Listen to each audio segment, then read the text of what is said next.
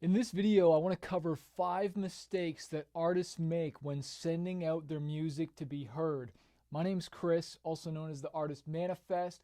I have about 500,000 monthly listeners on Spotify, and I love coaching other artists. So let's jump into this. Number 1 is when you're trying to get your music heard. Maybe you're sending it to a manager, a booking agent, a label, maybe another artist to hear your song. The number 1 mistake artists make is they send an attachment. Never send these big bloated attachments, okay? Number 1, it looks unprofessional. Number 2, there's more of a chance it's going to hit the spam or the junk folder, so they're never going to see it. What you want to do is you want to send a link, okay? Just a link to the song. Maybe it's a Dropbox link, Google Drive, YouTube unlisted link, all right? But you want to make it as easy as possible for them just to click on it and listen right away. I would actually, if you're going to do a YouTube video, make sure it's not monetized so an ad doesn't pop up. We don't want anything to stop people from listening to your music. Number 2 is you're sending too many songs, okay? I don't got enough time to listen to what music I want to listen to, let alone you're trying to get me to listen to your music and I don't even know you, and you send me like 5 ones. Which one do I listen to? Maybe send your 1 or 2 best tracks, okay? And I want to underline that word best, okay? We don't want to hear like all these songs. We want to hear the hits. I'll never forget, I was sitting in my A&R's car and I was starting to play him all these songs. And he's like, Chris, just play me the hits. You know, and that's literally what people are thinking on the other side of your email. Just play me the hits. And sometimes that doesn't mean it's your newest song. It means it's your best song. And that depends what relationship or door you're trying to open, right? If it's a sync agent, you're going to send the most syncable song. If it's a booking agent, maybe it's going to be your best song that when you're performing live, that just they can just imagine you singing that live and just crushing it. Or maybe if it's for a label, you're sending them the most radio-friendly song or whatever the goal is, but always send your best. 1 to 2 is more than enough. Number 3, writing too long of emails. Oh my goodness. Some of the emails I get from you are crazy. They're like these long paragraphs telling me your life story and all this stuff, and I appreciate it. And I know other people appreciate it, but we just don't have the time to read it. Okay, this is the music business. Time is way more valuable than money, and I don't have the time. Sometimes I'd rather spend my money than spend my time reading this email. It's not that we don't care about your story, it's just that we don't know you yet.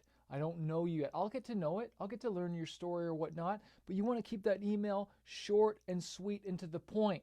Keep it direct. What do you want? Hey, I'd love your feedback here. I'd like to see if we could add this to your catalog. Hey, I think this song would be perfect on your roster, and I would love to, get your help booking shows, right? Here's 2 of our latest songs. Hey, here's also a video of us performing to a sold-out crowd at this club or this bar, so you can get a vibe of us if you want to book us. Like just short, quick, to the point, right? And then the next thing is do your homework first, okay? Some of you just copy and paste these emails and you just blast them off to anyone. And it's like, dude, I don't even do that genre. Like, how does this relate to me? And it's not even personable. But like, maybe if you added like, hey, I love what you did with this artist, or I love that you worked on this product. I thought this would be a good fit. So it's like, oh, I saw you did the music supervision for this movie, or I saw that you booked this artist and I went and saw them tour. Or I love the marketing campaign you did for this label and I'd love for you to work with me as well. Like have a touch point that's relatable, right? Like when someone talks to me about skateboarding or surfing or something that relates to me or God or Jesus, you know what I mean? But it's like really relatable to me and there's that connection point or something that I did.